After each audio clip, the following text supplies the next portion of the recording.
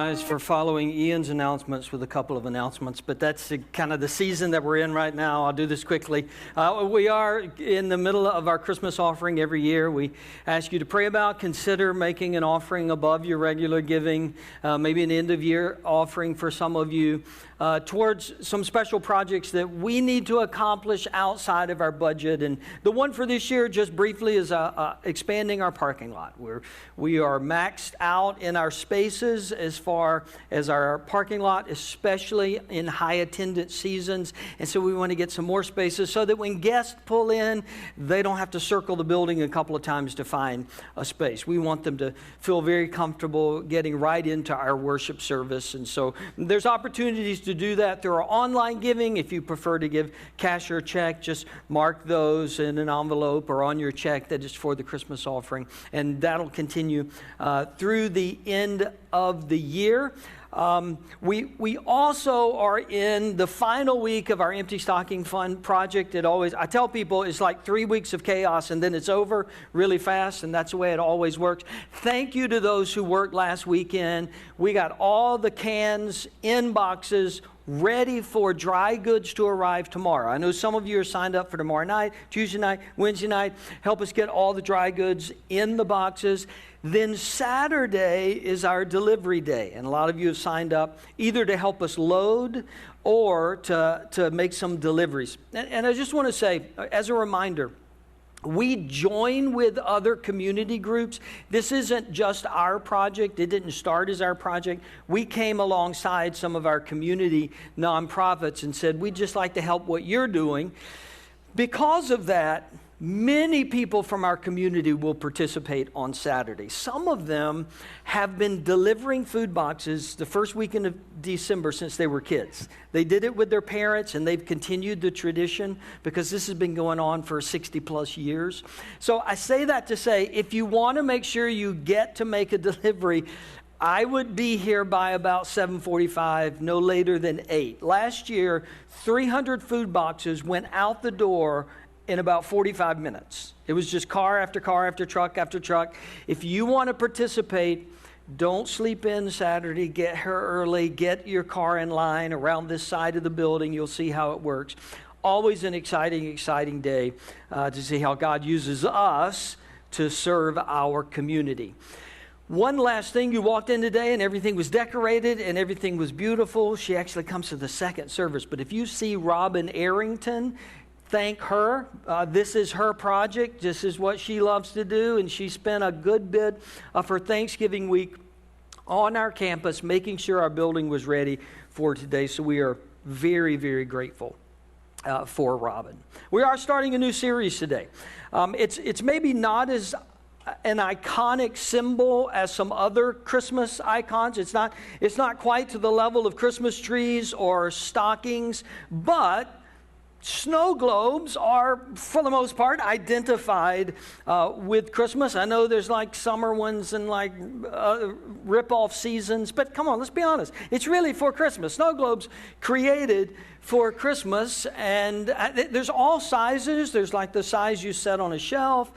There's the larger sizes that could be kind of a centerpiece for a table, and there's the life-size ones. Maybe you've seen this in different places where you can walk in, you can take pictures of yourself in the snow globe, all kinds of different snow globes. Coincidentally, I just happen to have one here this morning. They all have kind of different scenes on the inside, little villages or Santa, or I saw some nativity scenes, that sort of thing on the inside. This one has like a little winter cottage and a deer and a snowman and some trees around it. And of course, the whole idea of a snow globe is you have this nice scene, and then when you shake it, you get to watch the snow swirl around, and then you wait for it to settle, and then you shake it again, and that's all the fun. That's all the fun there is to it. But we like them. Some of you maybe collect them. My middle child collected these when she was a child. But there is a particular image of Christmas in the snow globe, and we all have a particular image of Christmas as we come into this season. December 1st, tomorrow. We come into this season, we bring with us some expectations, some ideas, and maybe that image is built on your own experiences. Like you think back to when you were a child, like this is what Christmas is to me. We spent it with family and we went to grandma's house or whatever you did. We did Christmas Eve, and you have this image, this idea of what Christmas is, if it's really going to be Christmas. And sometimes that comes from our childhood or from other seasons of our life that we think, that's Christmas. Or sometimes it's because we didn't experience that as a child, that we've always thought, yeah, I missed that. For whatever the reasons were, I never had that. I would like to have that one day. That's what I want, because I didn't get to experience that as a child. Some perhaps are formed by what we see on television or Hallmark or in the movies or in magazines. We have an image. We have this idea, little village, right? Trees, snowman, everybody around the table, everybody getting along. Wouldn't that be nice? Everybody having conversation. We go around and we say what we're thankful for, and we all tell what's happened since last Christmas. We have this idea, we have this image of what Christmas is going to be, what dinner's going to look like, the fire in the fireplace, but often Christmas, like a snow globe, it gets shaken. Right? This is what we want. This is our ideal, and yet this is what we get. And maybe it's just a little shaken for some of us, just like a little, not quite what we wanted, and maybe for others of us, it's like totally not what we were hoping for. Maybe it just doesn't quite meet expectations, or maybe it doesn't meet expectations at all, which is kind of like the first Christmas. Right? It wasn't what everybody was expecting. They were expecting something, like they knew like Messiah was coming. They just weren't expecting that. They weren't expecting God to come to earth, for the Savior, the Redeemer, the Messiah to come to earth like that. And if we're honest, like if we didn't know the story, if we could somehow pretend we don't know what happened, if we're honest, we wouldn't have written the story this way either. We wouldn't have written it the way Luke wrote it or Matthew wrote it. That would not have been, those wouldn't have been the characters. The timing, the place, the scenario, the scene. I mean that first Christmas was kind of shaken. Just like Christmases are today. Now, I don't know that life is any more shaken at Christmas than any other time of the year.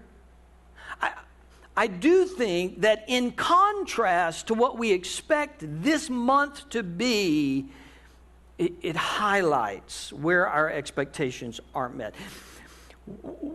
What is bearable in June feels different when everybody's buying presents and planning family gatherings.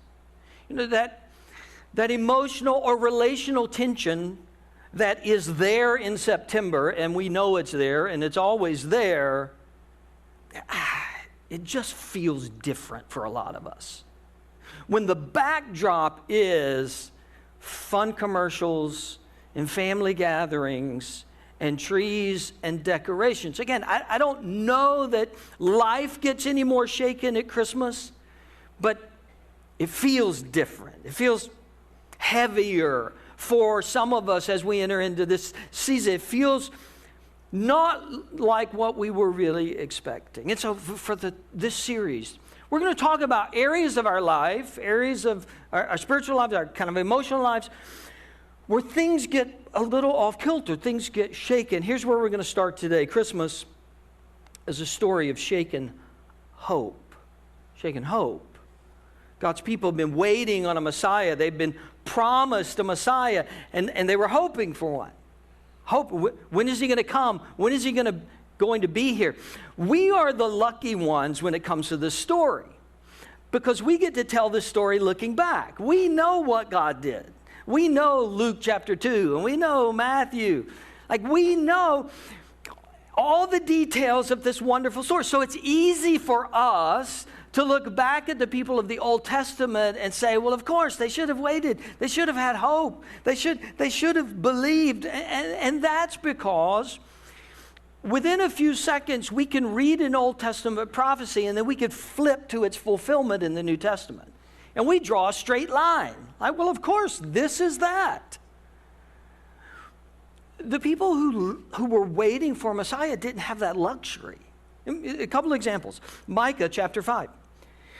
But you, Bethlehem Ephrathah, though you are small among the clans of Judah, out of you will come for me one who will be ruler over Israel, whose origins are from of old, from ancient times. And we can flip over in our Bible, right, to Luke chapter 2, and we can read, so Joseph also went up from the town of Nazareth in Galilee to Judea, to Bethlehem, the town of David, because he belonged to the house and line of David. He went there to register with Mary, who was pledged to be married to him and was expecting a child. While they were there, the time came for the baby to be born, and she gave birth to her firstborn son. She wrapped him in cloths and placed him in a manger because there was no guest room available for them. In the end, easy. Connect the dots. Micah said this, and Luke said this, and it all goes together. Like, we get to look back and we see the whole story and how it unfolded. Or when Isaiah said, for to us a child is born, to us a son is given, and the government will be on his shoulders, and he'll be called Wonderful Counselor, Mighty God, Everlasting Father, Prince of Peace. Easy for us to flip over to Matthew chapter 2 and read, and Jesus was born in Bethlehem in Judea. During the time of King Herod, Magi from the east came to Jerusalem and asked, where is the one who's been born King of the Jews? We saw his star when it rose and have come to worship him. The people who listened to Isaiah, the people who listened to Micah, they couldn't flip a few pages and go, oh, this is the king. This is the one who was so important, sent from God, that wise men from far away would come and they would worship him. They had to wait. Okay, Micah, I know you said that, but a lot of time is passing and nothing has happened. Isaiah said this, and still nothing has happened. For 400 years between the Old Testament and New Testament, they had to wait.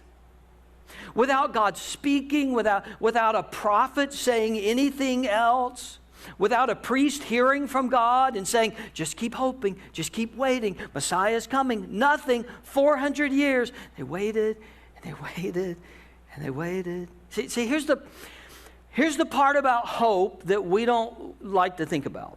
Waiting is the hard work of hope, because in the waiting is the only place you need hope. And we don't like to wait. We aren't programmed to wait. Like our culture, our society doesn't shape us to be good at waiting. Right? We are binge watchers. We are not episode watchers. Anybody mad that they're now dropping episodes a week at a time like we did in the olden days? Yeah. Like, just I tell you what, I'm not even going to watch it till it's all downloaded, and then I'll go back and watch the whole thing. We don't like an episode at a time. We want to watch a season where we don't even have to get off the couch, except to get snacks, and go to the restroom. That's all we want to do. We're going to watch 8 episodes, back to back, all together. Don't make me wait. That's who we are. Don't make me wait. What do you mean? My Amazon delivery is going to take 3 days. Like, what world are we living in? Should arrive between December 8th and 10th. This is not the 1800s, people. Like, it's supposed to be here tomorrow, maybe today if I ordered it soon enough. I want my Venmo money now. I don't want to wait 3 days for it to process. What do you mean I can't pay this bill online? Anybody have some of those random ones? What do you mean I can't pay this online? What is a check? I have to go to your office? I have to mail this? This is how our society shapes us. Now, quickly, solve it. When we watch shows, we want to see the nice beginning, we want to have conflict and tension, and we want to have resolution. And we want to see it all within this afternoon. Like, let's get it all done We want to know the story so we can move on to another show that we've been wanting to binge watch, right? That's who we are becoming in our society. The now, quick, check, done people. But hope isn't experienced in the quickness. Hope can only be experienced in the waiting, in the slowness, when there is mystery, when something is unknown. That's the only place you can have hope. I'm reading a book titled Slow Theology. In the introduction, the authors write, "We find ways to do things fast. Downloading mapping apps to get places without detours or paying more for overnight mail. At amusement parks, visitors pay to get on rides without waiting in lines. In many cases, getting things done faster is desirable. But it seems that a world that automatically presumes the goodness of doing things quickly tends to create people who want everything to go faster. Slowness is perceived as a disease, a problem, an issue to be fixed." And then later in the introduction, they contrast the way our society works when it comes to this slow and fast with the way God works, and with just the statement, God, in His wisdom and power, takes His sweet little time. God, in His wisdom and power, takes His sweet little time. No one has ever matured spiritually quickly. No one has ever deepened their faith quickly. No one has ever had their hope grow and anchored quickly. We don't want to wait, but it's only in waiting that we get to experience hope. In Romans chapter 8, Paul is writing about how we're looking forward to the day when Jesus makes all things new. Like even creation, he says, like even the created order is longing for Jesus to come back, redeem the world, make everything the way it's supposed to be, make everything new. And he writes in verse 24, "For in this hope we were saved, but hope that is seen is no hope at all. Who hopes for what they already have? But if we hope for what we do not yet have, we wait for it patiently." And I think Paul was kind of generous to throw in patiently right there. Like he didn't know us, apparently. We don't always wait patiently, but Paul says, look, here's the deal. Hope that is seen is no hope at all. Like if you have it, you no longer get to practice hoping. If it's resolved, you no longer get to build your ability to hope. I'll paraphrase it this way: unless we're waiting, we aren't hoping. Unless we're waiting, we aren't hoping. You don't get hope points when everything is fixed. You don't get hope points when everything is resolved. You learn to hope. You grow in hope as you're waiting. Amazon, right? You're hoping the gift gets here before Christmas. Now you're hoping. When it arrives, you don't need to hope anymore. You have it. It's here. You know everything's going to be fine because it's in your hands. Now, maybe you have joy, maybe you have relief, maybe you have a bunch of other emotions, but once you have it, there's no need to hope anymore. That's Paul's argument. We're waiting in hope. Let's wait patiently. Let's trust God. For thousands of years, really, God's people waited. And they got to practice hope. They got to experience hope. Here's the truth about us. It's truth about me. Maybe it's not true about you. I'll tell you it's true about me. We want hope, but we don't want to wait for anything. We want hope. We want to be hopeful. I think some of the problem is we redefine hope as happy. Sometimes we use the word hope and hopeful as, I want to be hopeful, meaning I want to be happy. I want to be positive. That's not what hope is.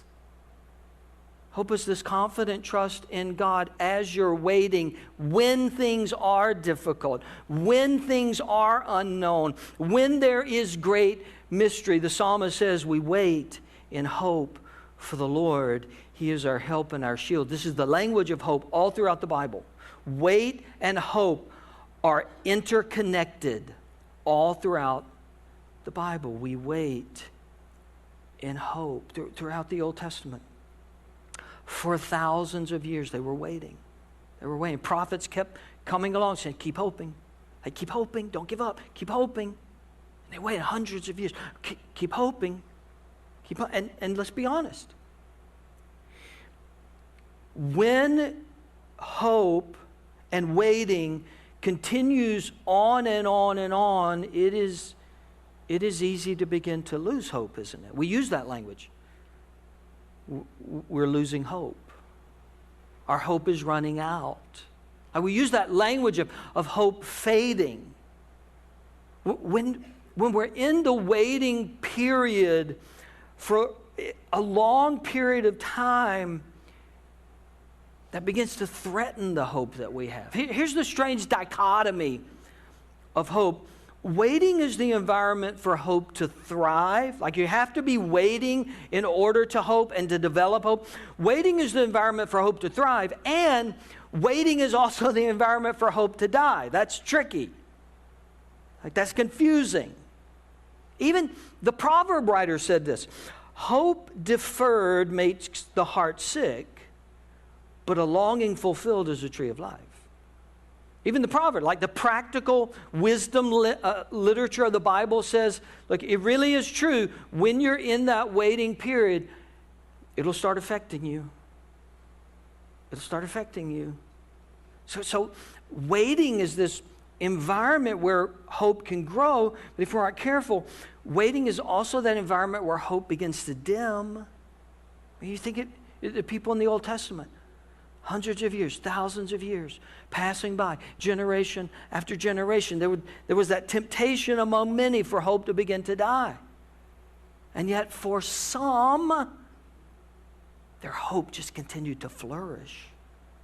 They believed that God was going to hear their prayers. They believed that God was going to fulfill His promises. Here's the truth. In the long waiting, hope is a spiritual battle. It's a spiritual battle. It's not just something that happens to us. It's not just some positive emotion that we might feel. It's something we fight for. It's something we hold on to. It's something we keep believing in. We keep trusting God for. It becomes a spiritual battle. In prayer, it becomes a spiritual battle. As we're in God's Word, it becomes a spiritual battle. God, I want to keep believing. God, I want to keep hoping in you for what I don't yet see. As we were singing this morning, as we do every Sunday, praise, our worship becomes a declaration of hope. It becomes a way of saying, God, I'm not giving up. God, I do trust you. God, my hope is in you. Sometimes you just got to fight for that. Because your experiences, my experiences, the ongoing waiting will fight against the hope that God is trying to nurture in us. And sometimes you and I have to fight back, not against God. We have to fight back against everything that is trying to take hope away from us. Here's another challenge. Hope is about the future. It hasn't happened yet. Hope is about the future, but I'm currently living with my past and in my present. In other words, I'm looking around at what has happened so far and what is happening right now, and you want me to believe that something better is going to happen in the future. That's one of the challenges. Because sometimes we look around and it doesn't look hopeful. It doesn't look hopeful. Don't mean to give you the church answer, but when we read the Bible, especially the Old Testament, we drop in on God's people in the Old Testament. There are many, many times that they would look at their present circumstances and it was a recipe for losing hope. Nothing looked like it was going to work out. It did not look like they would ever recover. Times were hard. Listen, these stories are given to us to be instructive. They're given to us to teach us something. And all throughout the Old Testament, God shows us His people in the hardest of circumstances. And yet hope was coming. God was not dismissive. God was not deaf to their cries. In the hardest of circumstances, it is possible to keep hoping, even in light of our past experiences and our present circumstances. And I know for some of you, maybe you come to this Christmas and you look at your present and you remember bits and pieces of the past, and we are tempted to lose hope, but God is not finished. This is the Christmas story. This is the Christmas story. In all of those hard places in the Old Testament, in 400 years of silence, God still confirmed to his people, I'm still at work. I'm not finished. You haven't seen the fulfillment of everything yet. You have not seen the fulfillment of your hope yet, but it's coming. It's coming. Keep waiting. Keep hoping. Keep trusting. Keep believing. Now, here's another lesson from the first Christmas. The fulfillment of hope doesn't always look the way we thought it would. The fulfillment of hope. When God fulfills his promise to us, fulfills his plan to us, fulfills what we have been hoping for, it doesn't always look exactly the way we thought it would. That is the Christmas story. For thousands of years, 400 years of silence, they have been hoping and hoping. And yes, in that period, some of them had begun to lose hope. But others of them, they had begun to define how God would fulfill his hope to them. It will look like this. In light of their current circumstances, in that 400 years, Rome comes in, takes over. Now they are subject to Roman leaders, which they despised. And so their current circumstances caused them to define God's fulfillment of hope in specific ways. Like for some of them, they decided, well, obviously, God is going to send a political leader who's going to take over the government. And we're going to rule, and we're going to all be in his cabinet. And, like, we're going to be, that must be how God's going to fulfill his hope. Some of them thought, well, I mean, obviously, in light of what we're experiencing, God's going to send a military leader, and we're going to overthrow this government. And we're going to be in charge again. That's how God's going to send hope. There was this kind of nationalistic fervor among them that God, you're on our side and we're going to win. So when the Messiah came to Bethlehem in a manger with no fanfare other than an announcement to shepherds, in the dark and in the quiet, some of them missed God's fulfillment of his purpose and plan and hope. Because they decided, God, this is what it's going to look like. Guilty.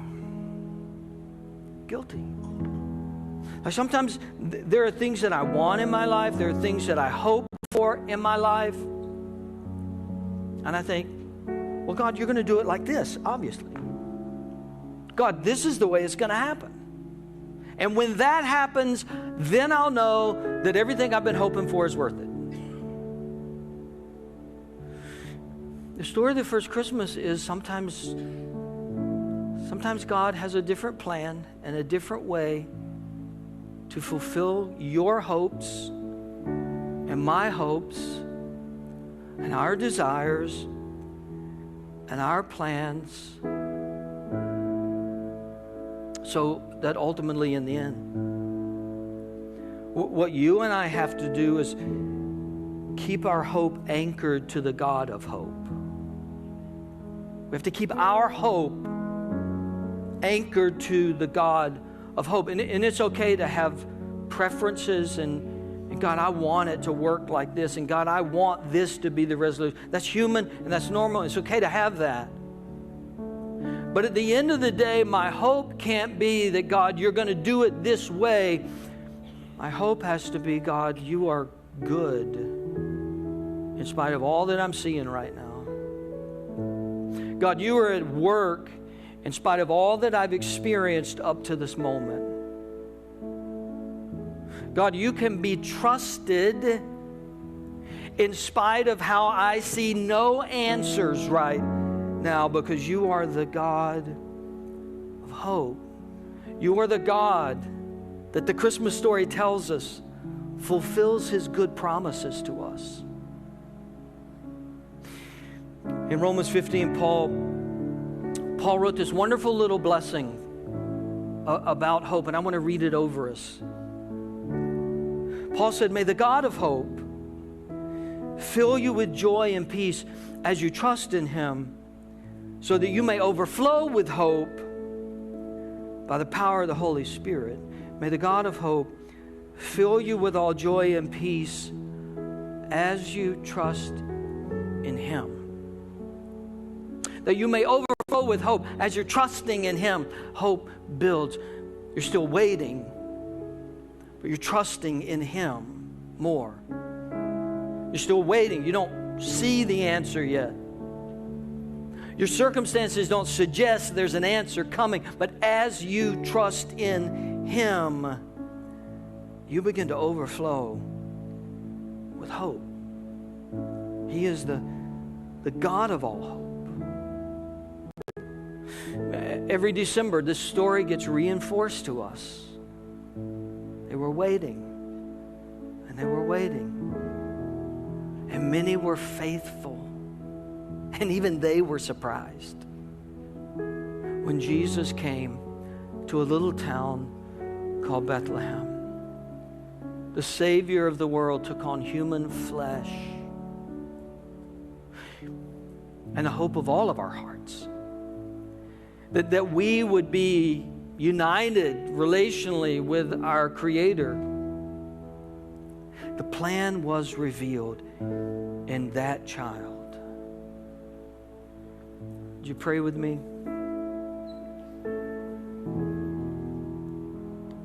Hope gets shaken in this world. Like, we look around, turn on the TV, we scroll through social media.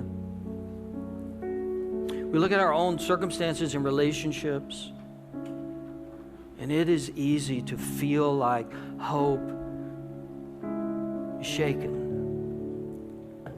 Hope is struggling. Christmas reminds us that no matter how long we wait, God is with us. God is at work. God is moving. God is directing. Doesn't mean he causes all things. He likes everything that happens. That's not what I'm saying. But God is faithful. God is present.